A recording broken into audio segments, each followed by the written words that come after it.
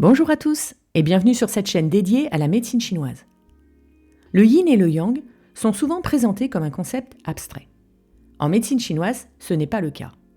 Le yin et le yang peuvent servir de grille de lecture pour analyser comment le corps fonctionne et comment ce fonctionnement peut se dérégler. Dans cette vidéo, je te propose de voir le yin et le yang dans la physiologie et la pathologie du corps pour comprendre la logique de base sur laquelle repose toute la médecine chinoise.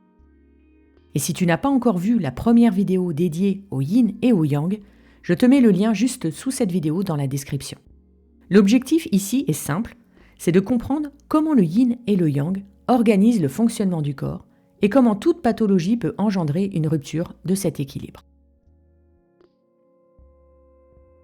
Avant d'entrer dans la physiologie et la pathologie, il est indispensable de reposer le cadre du yin et du yang.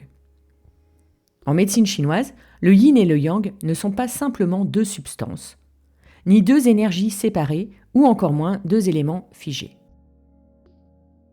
Ce sont deux aspects complémentaires d'un même phénomène. Ils servent à décrire les relations, les oppositions, la transformation et surtout le mouvement. Dans les textes classiques, il est dit que le yin et le yang sont la trame de tous les êtres, le principe des transformations est la racine de la vie et de la mort. Autrement dit, rien dans le corps ne peut être compris sans cette dialectique. Petit rappel rapide pour distinguer yin et yang dans la physiologie du corps. Le yin correspond à la matière, à la forme, et le yang à la fonction, l'énergie. Le yin correspond à l'inertie, à la stagnation, et le yang au mouvement. Le yin correspond au repos et le yang à l'activité. Et le yin correspond au froid et le yang à la chaleur. Le yin soutient, le yang agit. L'un ne peut exister sans l'autre. Le corps humain est structuré selon des axes yin-yang précis. Par exemple, le haut du corps est yang par rapport au bas du corps qui est yin. La face postérieure du corps est yang par rapport à la face antérieure qui, elle, est yin. L'extérieur, la superficie du corps, est yang par rapport à l'interne qui est yin. Mais cette organisation ne s'arrête pas là. Elle concerne aussi les substances, les organes et bien sûr les méridiens. Il y a un principe fondamental en médecine chinoise qui est le suivant. Toute activité fonctionnelle yang dépend d'une consommation de matière yin. Et inversement, toute production de matière yin nécessite une dépense d'énergie, de transformation yang. Le corps fonctionne donc en permanence sur un jeu d'équilibre et de compensation. Dans un état physiologique normal, le yin et le yang croissent et décroissent alternativement, mais sans jamais dépasser certaines limites. C'est cette amplitude plus ou moins contrôlée qui garantit l'équilibre de la santé, l'homéostasie. Tant que ces variations restent dans une zone physiologique, le corps s'autorégule. La pathologie apparaît lorsque l'amplitude normale des variations yin-yang est dépassée. À partir de là, deux grandes situations peuvent se produire. Une pathologie par plénitude ou une pathologie par déficience ou vide. Lorsqu'un aspect yin ou yang devient excessif, il s'ajoute au niveau du yin ou du yang déjà présent dans le corps. Il est donc en surplus et affaiblit son opposé. C'est-à-dire qu'un yin pathogène tend à renforcer le yin présent dans le corps et à léser le yang.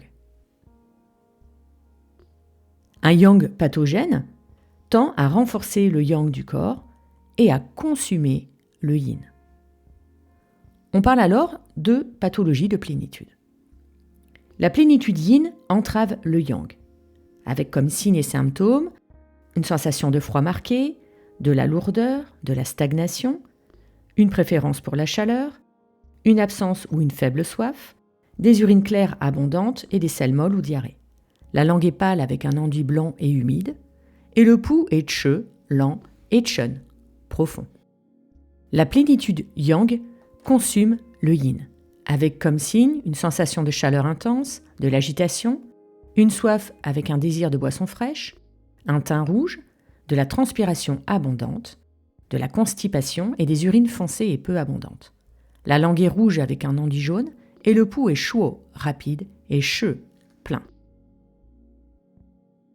Dans une pathologie de déficience vide, c'est Zheng Qi, le qi correct du corps, qui est en fait en déficience.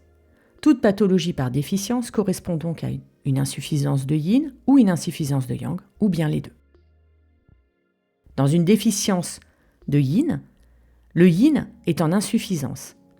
Il en manque. Le yang n'est donc plus contenu. On va donc avoir un vide de matière, du dessèchement, de la chaleur relative par défaut de yin.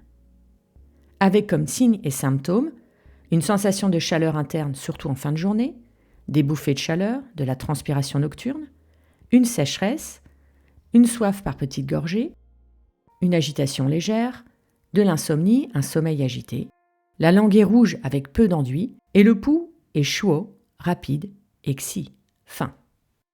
Dans une déficience de yang, il y a manque de yang, donc le yin devient relativement dominant. On va notamment avoir un organisme en hypoactivité, du froid interne, une incapacité à transformer, avec comme signes et symptômes de la frilosité marquée, des membres froids, une préférence pour la chaleur, de la fatigue intense, une absence de soif, des urines claires abondantes, des selles molles ou diarrhée. La langue est pâle et humide, et le pouls est chun, profond, chu, lent et zhuo, faible. Le yin et le yang sont les fondations de la médecine chinoise. Comprendre leur dynamique dans la physiologie permet de comprendre aussi les mécanismes pathologiques. Le yin et le yang sont de bons outils de lecture du fonctionnement du corps. Le yin correspond à la matière, au soutien, à la structure. Le yang correspond à la fonction, au mouvement, à l'activité. L'un ne peut exister sans l'autre. Le fonctionnement normal du corps repose sur un équilibre dynamique. Le yin et le yang croissent et décroissent en permanence. La pathologie apparaît lorsque cette amplitude est dépassée, soit par plénitude, soit par déficience ou vide. Toute pathologie peut donc se ramener à une rupture de l'équilibre yin-yang, avant même de parler d'organes, de substances vitales ou de syndrome. Pour comprendre un déséquilibre, il faut se poser toujours ces questions. Qu'est-ce qui est en excès ? Qu'est-ce qui est en déficience ? Et comment l'équilibre entre les deux s'est rompu ? Voilà, j'espère que cette vidéo t'a plu et te permet de mieux comprendre la vision du fonctionnement de l'organisme via le prisme du yin et du yang. Si c'est le cas, n'hésite pas à liker, commenter et partager la vidéo. Abonne-toi pour ne pas manquer les prochaines. Et n'oublie pas, tu peux aussi me suivre sur Instagram. Je te dis à très bientôt pour une nouvelle vidéo sur la médecine traditionnelle chinoise.